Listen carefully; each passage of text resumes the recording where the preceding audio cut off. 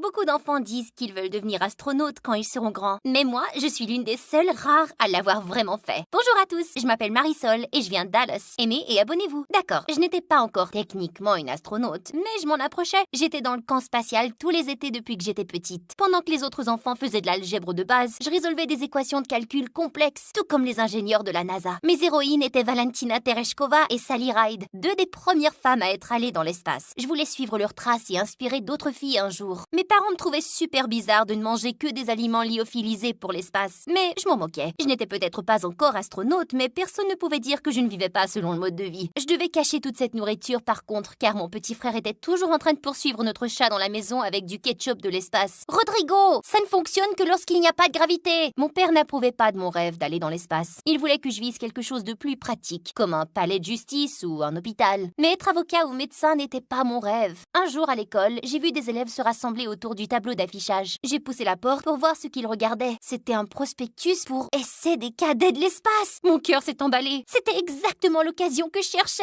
Oh, finalement. Les essais avaient lieu ce week-end au centre spatial de Houston. Il ne me restait plus qu'à convaincre mon père de me laisser y assister. Absolument pas, pas question. Mais papa, une telle occasion ne se présente qu'une fois dans notre vie, je t'en prie. Tu dois te concentrer sur tes études. J'ai des A dans tout. Tu as des tâches à faire. Alors si je fais mes corvées avant le week-end, tu me laisseras y aller, c'est ça? Je voyais bien qu'il essayait de trouver une autre raison de dire non, mais je ne lui en ai pas laissé le temps. Merci papa. J'ai tondu la pelouse, taillé les haies, passé l'aspirateur et récuré le sol plus rapidement que jamais. La maison était impeccable. Mais chaque fois que je disais à papa que j'avais terminé, il ne faisait que rallonger la liste à chaque fois. C'était tellement énervant. S'il pensait que j'allais laisser un peu de ménage se mettre en travers de mon chemin, il se trompait lourdement. Enfin, j'avais tout terminé. Mon père a levé les yeux de son journal et m'a tendu une autre feuille de papier. Oh papa, allez, je t'en prie.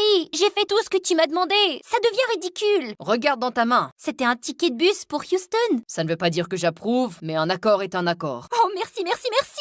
Ce samedi-là, alors que le bus s'approchait du centre spatial, je regardais la lampe de lancement se dessiner à l'horizon. C'était incroyable. Un morceau d'histoire juste devant mes yeux. Et il y avait le contrôle de mission. Une fois à l'intérieur, j'ai enfilé mon uniforme et j'ai jeté un coup d'œil aux autres cadets. Nous étions une centaine environ. La plupart d'entre eux étaient des garçons. Ils avaient l'air durs, disciplinés, presque comme des soldats. Mais moi aussi, j'étais une dure, à ma façon. Je me suis dirigée vers l'une des filles. Hé, ça va si je m'assois ici? Vas-y, je m'appelle Marisol. Jessa. Cet endroit est tellement cool. J'arrive pas à croire que je suis réellement ici. Sans vouloir t'offenser, mais je suis pas ici pour me faire des amis. Oh, je suis désolée, je ne te dérangerai plus. C'est alors qu'un officier à l'allure intimidante s'approche et qu'un silence feutré s'abat sur les cadets. Je suis le commandant McLean. Je serai votre officier de formation. Parmi toutes les personnes présentes ici, seuls 10 seront retenus pour la phase 2 de la formation. Si vous échouez, vous partirez à midi. Ça m'a rendue un peu nerveuse, ça. Ça serait tellement embarrassant si j'avais fait tout ce chemin pour repartir avant l'heure du déjeuner. Parmi les 10 candidats retenus, un seul sera choisi pour la mission. Ici, à la NASA, nous ne prenons que les meilleurs des meilleurs. Et avant que je m'en rende compte, nous étions en train de participer à une course d'obstacles. Beaucoup de cadets avaient un avantage sur moi parce qu'ils étaient plus grands et plus forts, mais j'étais plus intelligente. J'ai remarqué que les cordes du mur d'escalade s'effilochaient. La plupart des cadets ont attrapé des cordes pour escalader le mur, mais moi j'ai utilisé les poignées à la place. Pendant que je grimpais, j'ai jeté un coup d'œil en arrière pour voir les cordes se rompre et une bande de cadets s'écraser sur le tapis. Un garçon grimpait juste à côté de moi et m'a fait un clin d'œil. Pour qui se prenait-il? S'il pensait que ça allait me distraire, il se trompait. J'avais une bonne avance. Les autres cadets arrivaient rapidement. Jessa avait une longueur d'avance sur le reste d'entre nous. J'ai poussé aussi fort que j'ai pu et j'ai terminé juste derrière elle.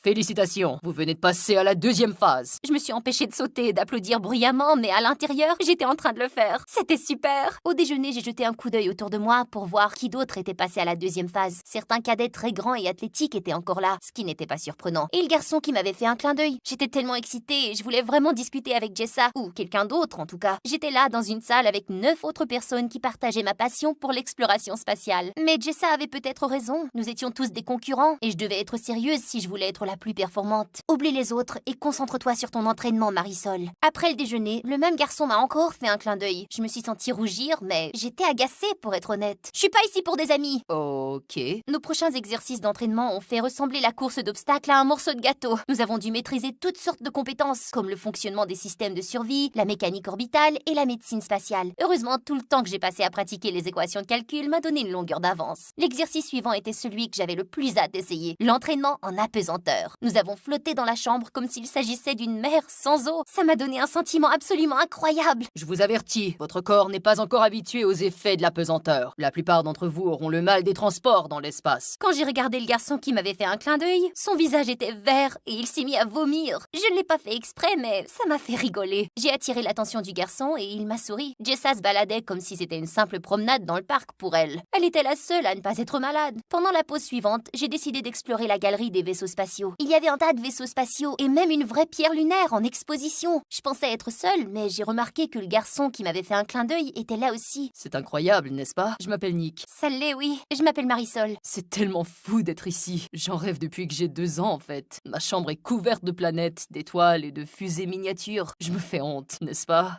On dirait que ta chambre ressemble beaucoup à la mienne. Je suis obsédée par l'espace depuis que mon père m'a acheté mon premier télescope quand j'étais toute petite. Mais je pense qu'il le regrette honnêtement, car il ne me parle que de devenir avocate ou médecin et ça ne m'intéresse vraiment pas. Il s'inquiète probablement pour toi. C'est un travail dangereux. Non, ce n'est pas ça. Il ne croit pas que ce soit un rêve réaliste. Peut-être pas pour la plupart des gens, mais il n'a pas vu à quel point tu es impressionnante à l'entraînement. C'est agréable de parler à quelqu'un d'autre qui s'intéresse à l'espace comme je le fais. J'ai senti les bouts des doigts de Nick toucher les miens. Ça m'a donné des papillons, entourés de tous les vaisseaux spatials, dans l'obscurité, avec les petites lumières étoilées sur les murs. C'était presque comme si nous étions vraiment dans l'espace. Nick s'est penché pour m'embrasser. À la dernière seconde, j'ai tourné la tête. Je suis désolée, je veux vraiment, mais je ne peux pas. C'est mon rêve. Je ne peux pas me permettre d'être distraite. Non, je comprends. J'étais heureuse qu'il l'ait pris si bien. Il avait vraiment l'air d'un type bien. Dans d'autres circonstances, je l'aurais bien embrassé sans hésiter, mais ce n'était pas l'endroit ni le bon moment. Tu sais que ça signifie que je vais faire de mon mieux pour te battre. Je n'en attendais pas moins. Notre pause était terminée. Il était temps de passer à quelque chose de super cool, le simulateur de vol spatial. Au début, c'était impressionnant. C'était tellement réaliste qu'il était facile d'oublier que nous étions encore au sol. Mais une alarme d'urgence s'est tout à coup mise à retentir. Contrôle, nous avons un problème. Il y a eu une explosion dans le module de service. Le 2e réservoir d'oxygène s'est rompu. J'ai redirigé l'énergie vers notre réservoir d'oxygène principal, mais ensuite, une deuxième alarme s'est mise à retentir. Des lumières rouges clignotaient partout. Une ligne s'est rompue dans votre réservoir d'oxygène primaire. Vous perdez rapidement de l'oxygène. J'ai fait de mon mieux pour ne pas paniquer. Mes mains tremblaient. Waouh, c'était intense. Tous les cadets se démenaient pour trouver une solution au problème, et vite. N'oubliez pas qu'un seul d'entre vous sera choisi pour la mission, mais il s'agit d'un exercice de groupe. Si vous ne pouvez pas travailler en équipe, vous ne survivrez pas. Jessa et moi avons croisé nos regards. Marisol, tu peux calculer la quantité d'oxygène qu'il nous reste? Oui. Nick, j'ai besoin que tu arrêtes tous les systèmes non critiques pour économiser l'énergie. Je l'ai. À notre rythme actuel, nous manquerons d'oxygène dans 10 heures. Ce n'est pas assez de temps pour accomplir notre mission. Je vais essayer de nous faire atterrir d'urgence alors. Nous nous sommes tous mis au travail, nerveux et en sueur, mais nous étions synchronisés. C'est trop rocheux. Il n'y a pas d'endroit sûr pour atterrir. Tu l'as, Jessa. On croit en toi. Même si ce n'était qu'un simulateur, je dois admettre que c'était plutôt effrayant. Et si cela se produisait lors d'une vraie mission? C'est ce à quoi tu te prépares, Marisol. Donc si cela arrive, tu seras prête. Soudain, les signaux d'urgence se sont tus. Nous nous sommes tous regardés les uns les autres, le souffle coupé. Félicitations, cadet. Vous venez de réussir un atterrissage d'urgence, tous ensemble. Nous avons tous applaudi. J'ai même serré Nick dans mes bras. Nous nous sommes vraiment serrés les coudes et nous avons surmonté les difficultés. Ça m'a permis de ne plus considérer les autres comme des concurrents. Ils étaient des gens bien qui voulaient la même chose que moi. Et quand l'un d'entre nous réussissait, nous réussissions tous. Plus tard, je me tenais dans la zone d'observation. Le soleil se couchait à l'extérieur et donnait une belle lueur à la navette. C'était agréable. Je peux te joindre? Bien sûr. Je suis désolée si j'ai été impolie tout à l'heure. La vérité, c'est que j'avais peur de me rendre vulnérable si je m'ouvrais à quelqu'un. Et c'est déjà assez difficile, surtout pour les filles. Je comprends ce que tu veux dire. T'as vraiment assuré mes arrières dans le simulateur. Nous sommes une équipe. L'un d'entre nous réussit. Nous réussissons tous. Amis? Amis. Tu sais, je crois que tu as de très bonnes chances d'être choisi. Vraiment?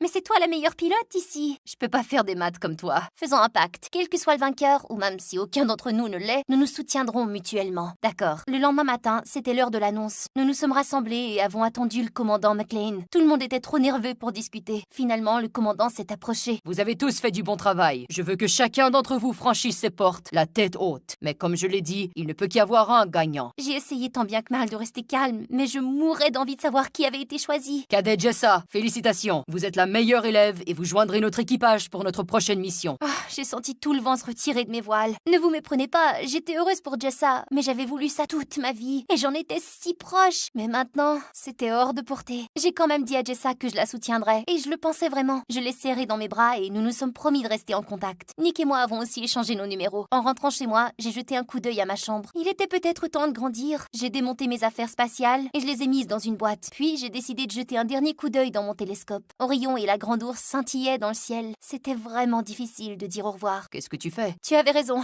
il est temps que je trouve quelque chose de plus réaliste. Mais ne me dis pas, je te l'avais déjà dit. Oh, Marisol, je n'avais pas raison. Toi, oui. Quoi? Peut-être que devenir astronaute n'est pas l'objectif le plus réaliste, mais cela ne signifie pas qu'il n'est pas réalisable. Ce monde a besoin de rêveurs. Si quelqu'un peut bien réussir, c'est toi. À partir de ce moment, je n'ai plus jamais douté de ma voix. J'allais me donner à fond, quelles que soient les chances. Et peut-être, juste peut-être un jour, j'inspirerai un petit enfant tout comme moi qui avait un grand rêve à réaliser un jour.